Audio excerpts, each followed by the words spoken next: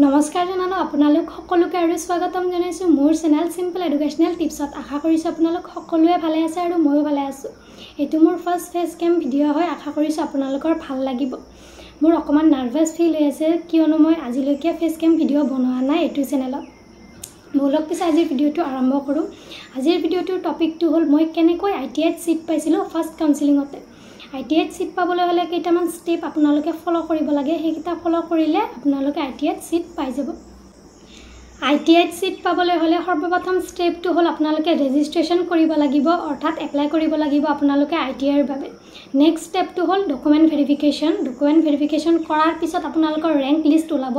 সেই rank list অনুযায়ী আপোনালোকে ফাৰ্ষ্ট কাউন্সেলিং অৰ্থাৎ অনলাইন কাউন্সেলিং কৰিব লাগিব। ফাৰ্ষ্ট অনলাইন কাউন্সেলিং কৰাৰ পিছত আপোনালোকৰ সিট ওলাব, অৰ্থাৎ ৰিজাল্ট ওলাব। সিট এলটমেন্ট বুলি কয়। যদি ৰিজাল্টত আপোনালোকৰ নাম আহে তেনেহলে যাইফালে আপোনালোকে এডমিশন ল'ব লাগিব।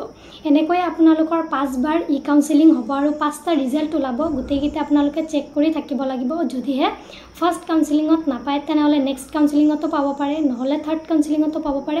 হেনেকৈ গুটেইকিটা কাউন্সেলিং আপোনালোকে কৰি থাকিব লাগিব। আৰু ফাৰ্ষ্ট কাউন্সেলিংত কেনেকৈ আপোনালোকৰ নামটো আহিব obviously পাৰ্সেন্ট মেটাৰ কৰে। পাৰ্সেন্ট যদি ভাল থাকে আপোনালোকে ফাৰ্ষ্ট কাউন্সেলিংতে পাই যাব। আৰু যদি পাৰ্সেন্টটো অকমান কম থাকে তেনেহলে আপোনালোকে বাকি কাউন্সেলিং কিটা কৰি থাকিব, তেতিয়া পাই যাব পাৰে।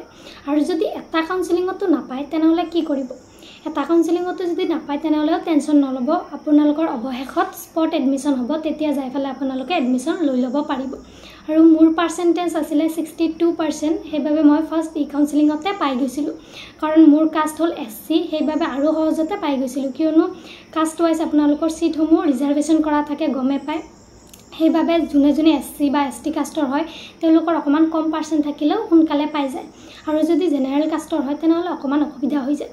মই এইখিনিয়ে স্টেপ ফলো কৰিছিলো। প্ৰথমতে ৰেজিষ্ট্ৰেচন কৰিছিলো, দেন ডকুমেন্ট ভেৰিফিকেশন কৰিছিলো, দেন ৰেংক লিষ্ট ওলাৰ পিছত ফাৰ্ষ্ট অনলাইন কাউন্সেলিংটো কৰি দিছিলো।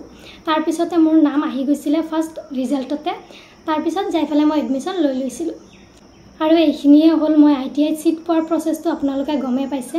কেনে লাগিছে মোক জনাব। যদি ভাল লাগিছে মোৰ ভিডিওটো লাইক কৰিব, কমেন্ট কৰিব আৰু সাবস্ক্ৰাইব কৰিব নাপাহৰিব। বলক পিছে আজিলৈ এইখিনিয়ে, আকৌ দেখা হ'ব অন্য এটা ভিডিওত। তেতিয়ালৈ ভালে থাকক, সুস্থ থাকক। Bye bye.